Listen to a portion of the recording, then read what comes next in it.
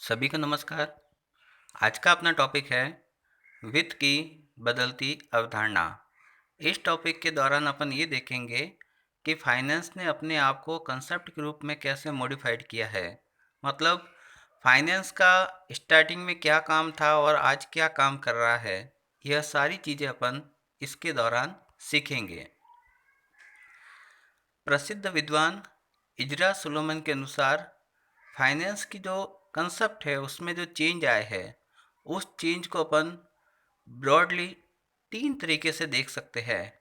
और वो है प्रथम अवधारणा, परंपरागत अवधारणा और आधुनिक अवधारणा।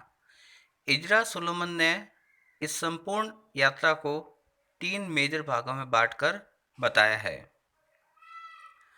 प्रारंभिक या प्रथम अवधारणा, क्योंकि यह वित्त का प्रारंभिक दौर था और जिसमें वित्त का कार्य या वित्तीय प्रबंधक का कार्य केवल मात्र संस्था में लिक्विडिटी को मेंटेन करना और समय पर फाइनेंस की सप्लाई हो सके उसकी व्यवस्था करने तक ही सीमित था। फिर अपन देखते हैं, जैसा हमने वित्त के अर्थ को डिस्कस करते समय भी देखा था, कि परंपरागत अवधारणा यानी कि ट्रेडिशनल अप्रोच, इसमें क्या होता है कि वित्त की यह जो अवधारणा है उसका जो समय काल है, जो टाइम पीरियड माना गया है, वो है 1900 से यानी कि 20वीं शताब्दी के प्रारंभ से लगाकर 1950 तक। क्योंकि इसका जो मुख्य काम माना गया था वो था फंड को कलेक्ट करना और उसका एडमिनिस्ट्रेशन करना। लेकिन यहाँ एक सबसे इम्पॉर्टेंट चीज़ जो हमें ध्यान रखने योग्य है वह ये है कि इस अवधारणा के अनुसार वित्तीय प्रबंधक कोषों का संग्रहण तो कर सकता था, लेकिन कोषों के आवंटन यानी कि एलोकेशन ऑफ फंड की परमिशन या राइट उसे नहीं थे। इस प्रकार इस ट्रेडिशनल अप्रोच में एक वित्तीय प्रबंधक केवल फंड को कलेक्ट करने तक ही सीमित था, उसका डिस्ट्रीब्यूशन करना उसके राइट में नहीं आता था।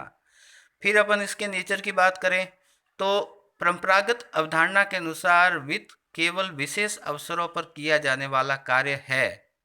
इसका सिंपल सा अर्थ ये हुआ कि वित्त केवल फर्म के संबंधित विशेष अवसर जैसे कि समामेलन है या फिर समापन है या संविलियन है, इन अवसरों तक ही सीमित था। दूसरे अवसरों पर इसकी जरूरत नहीं थी। और दैनिक कार्य में कहे तो केवल लिक्विडिटी पर फोकस रहते थे, इसके अलावा कोई दूसरा कार्य इसका नहीं माना गया था।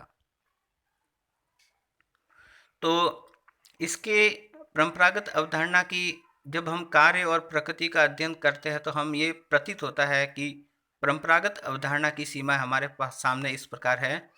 एक पक्षीय अवधारणा, जैसा कि अभी आपको बताया गया है कि परंपरागत अवधारणा में केवल कोषों या फंड के कलेक्शन तक सीमित था, वो उनके डिस्ट्रीब्यूशन नहीं था, मतलब डिस्ट्रीब्यूशन का राइट उनको नहीं था।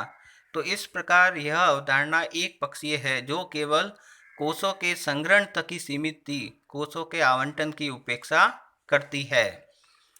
फिर इसकी लिमिटेशन में देखते हैं गैर निगमित उपक्रमों की उपेक्षा। इसका मतलब ये है कि परंपरागत अवधारणा ये मानती है कि वित्त कार्य केवल निगम तक ही सीमित होते हैं। इसका मतलब ये है कि जो निगमित संस्थाएं नहीं है उसमें वित्तीय कार्य नहीं होता, जबकि हम पहले पढ़कर आ चुके हैं कि वित्त का संबंध सभी संस्थानों या संगठनों से होता है। फिर यह विशेष घटना तक सीमित, जैसा कि अभी बताया कि परंपरागत अवधारणा के अनुसार वित्त केवल विशेष अवसरों पर किया जाने वाला कार्य है। विशेष अवसर जैसे समापन है या एकीकरण है, उन विशेष अवसरों पर ही वित्तीय प्रबंधन की जरूरत होती है, अन्यथा नहीं, जो कि गलत है। फिर परंपरागत अवधारणा की सीमा में देखते हैं कि दीर्घकाल पर जोर। तो जाहिर सी बात है इसमें अब सदैव दीर्घकाल पर ही जोर दिया और वो भी केवल वित्त की पूर्ति तक। तो इसमें अल्पकाल की समस्याओं की उपेक्षा की गई है, और चूंकि अल्पकाल की उपेक्षा की गई है इसलिए दैनिक समस्याओं की भी अवहेलना की है। जैसा हमने अभी देखा था कि इसमें केवल तरलता पर जोर दिया जाता है दैनिक कार्य में, बाकी अन्य समस्याओं की तरफ ध्यान नहीं दिया जाता। फिर चूंकि ये अल्पकाल को ध्यान नहीं देता तो जाहिर सी बात है वर्किंग कैपिटल जो कि शॉर्ट टर्म से रिलेटेड होती है उसकी भी ये उपेक्षा करता है। और चूंकि जैसा हमने अभी पूर्व में देखा कि इसमें केवल कोषों के संग्रहण को प्राथमिकता दी जाती है, कोषों के आवंटन को नहीं। इस प्रकार हम देख सकते हैं कि वित्त की परंपरागत अवधारणा एक पक्षीय है, जिसमें केवल कोष के संग्रहण तक ही सीमित है, उनके आवंटन और दूसरी चीजों की इसमें ध्यान नहीं दिया गया है। फिर अपन बात करते हैं वित्त की आधुनिक विचारधारा, यानी कि फाइनेंस की मॉडर्न अप्रोच को देखते हैं। तो इसका यदि अपन टाइम ड्यूरेशन देखें तो ये इसका टाइम पीरियड 1950 के बाद से लगाकर वर्तमान तक है। मतलब वर्तमान समय की जो अवधारणा है, ये कार्यों की बात की जाए तो सभी वित्तीय समस्याओं पर विश्लेषणात्मक विचार, यहाँ पर दो वर्ड सबसे महत्वपूर्ण है। सभी वित्तीय समस्या, पहला शब्द ये, और विश्लेषणात्मक विचार। तो सभी वित्तीय समस्या, अब सब वित्तीय समस्या कौन सी, तो ये लिखी हुई है ब्रैकेट में, जैसे पूंजी नियोजन, पूंजी का संग्रहण, पूंजी विनियोजन, आय प्रबंध इत्यादि।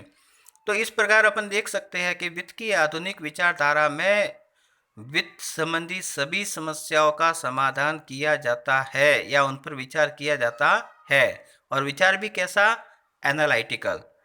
परंपरागत विचारधारा जो इससे पूर्व में अभी अपन ने देखी थी, उसमें वर्णनात्मक ज़्यादा होता था, डिस्क्रिप्टिव ज़्यादा होता था, लेकिन वित्त की जो आधुनिक अवधारणा है उसमें हम एनालिसिस पर ज़्यादा जोर देते हैं, और उसके लिए हमने बहुत सारी टूल्स एंड टेक्निक को डेवलप भी किया है।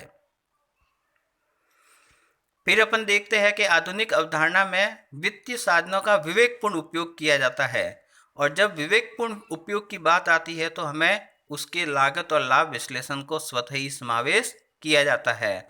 क्योंकि एक उपक्रम में कई लोग इन्वेस्ट करते हैं और उन सब के फंड का बेटर यूटिलाइजेशन हो, उसके लिए ज़रूरी है कि उनके फंड का विवेकपूर्ण ढंग से उपयोग किया जाए, और विवेकपूर्ण ढंग से उपयोग करने के लिए यह आवश्यक है कि हम उनका कॉस्ट बेनिफिट एनालिसिस करें। फिर वित्त की आधुनिक अवधारणा में अल्पकालीन और दीर्घकालीन दोनों समस्याओं पर ध्यान, जैसा कि आप देख सकते हैं कि इसके अंतर्गत शॉर्ट टर्म यानी कि वर्किंग कैपिटल और लॉन्ग टर्म यानी कि कैपिटल बजटिंग, दोनों समस्याओं का समान रूप से ध्यान दिया जाता है, जबकि परंपरागत विचारधारा में केवल दीर्घकाल पर जोर दिया जाता था। फिर विशेष अवसरों पर भी उपयोग, इसका मतलब यह दैनिक समस्याओं के साथ साथ जो विशेष अवसर होते हैं, जैसे प्रवर्तन, समापन, पुनर्गठन, संविलियन, इन सब पर भी वित्तीय प्रबंधक की भूमिका उतनी ही महत्वपूर्ण रहती है जितनी कि वह दैनिक कार्यों को करने में रहता है। तो इस प्रकार अपन देख सकते हैं वित्त की जो आधुनिक विचारधारा है उसकी विशेषताएं। वर्णनात्मक की तुलना में विश्लेषण पक्ष पर ज़्यादा बल, जैसा कि अभी बताया गया था कि परंपरागत अवधारणा डिस्क्रिप्टिव ज़्यादा थी, वो वर्णन ज़्यादा करती थी, लेकिन आधुनिक विचारधारा या अवधारणा है वह विश्लेषण पर ज़्यादा जोर देती है। और हम इस चीज़ को देख भी सकते हैं कि आज हमारे वित्तीय प्रबंधन में कई टूल्स एंड टेक्निक अवेलेबल है जो कि इसके एनालिटिकल पार्ट को शो करते हैं। फिर है व्यवसाय का अभिन्न अंग। क्योंकि अब वित्तीय प्रबंधक हम सब स्वीकार करते हैं कि बिना वित्त के कभी भी संस्था का सही संचालन संभव नहीं है, इसलिए वित्तीय प्रबंध अब संस्था का एक अभिन्न अंग है। बिना वित्तीय प्रबंध के हम संस्था की कल्पना भी नहीं कर सकते। सतत प्रक्रिया, क्योंकि संस्था अनवरत चलती रहती है, इसलिए वित्तीय प्रबंध का कार्य भी निरंतर और अनवरत चलता रहता है, इसलिए यह एक सतत प्रक्रिया है जो निरंतर जारी रहती है। लेखांकन कार्य से भिन्न, जैसा कि हमने पूर्व में अध्ययन किया था, लेखांकन कार्य डेली रूटीन से संबंधित होता है, जबकि वित्तीय प्रबंध का कार्य उससे भिन्न होता है, क्योंकि हम वित्तीय प्रबंध में लेखांकन समंकों का प्रयोग करके नीति निर्माण का कार्य करते हैं।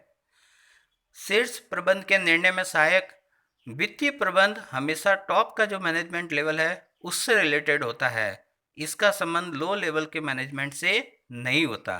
क्योंकि जैसा हम मैनेजमेंट का जो पिरामिड देखते हैं उसमें टॉप लेवल, मिडिल लेवल और लो लेवल होता है, तो वित्तीय प्रबंध का संबंध सदैव टॉप लेवल के मैनेजमेंट से रहता है। केंद्रीकृत स्वभाव, जाहिर सी बात है वित्तीय प्रबंधक महत्वपूर्ण निर्णयों से संबंधित होता है, इसलिए इसका विस्तार अपन बहुत ज़्यादा नहीं कर सकते और इसीलिए इसका नेचर सेंट्रलाइज है, यह केंद्रीकृत स्वभाव रखता है। व्यापक चित्र, चूंकि इसके अंतर्गत बहुत सारी गतिविधियां शामिल है, यह नीति निर्माण से लगाकर उनके नियंत्रण और प्रशासन से संबंधित होता है, इसलिए इसकी प्रक्रिया बहुत ज़्यादा विस्तृत और व्यापक है। अन्य विभाग से समन्वय, वित्त चूंकि एक केंद्र बिंदु के रूप में होता है जो अन्य विभागों से समन्वय करके उनके साथ संपर्क स्थापित करके संस्था को बेहतर ढंग से चलाने में सहायता करता है। इसलिए वित्तीय प्रबंध अन्य विभागों से भी संपर्क स्थापित करके और समन्वय करके चलता है। वित्तीय नियोजन, नियंत्रण व अनुवर्तन, जैसा अभी पूर्व में बताया था कि इसका क्षेत्र व्यापक होता है क्योंकि यह नियोजन से लगाकर अनुवर्तन तक की संपूर्ण क्रिया का अपने अंदर समावेश करता है। सभी संगठनों पर लागू, जैसा पूर्व में बताया जा चुका है कि वित्त प्रत्येक संगठन में आवश्यक है, भले ही वह व्यावसायिक है या नहीं। धन्यवाद।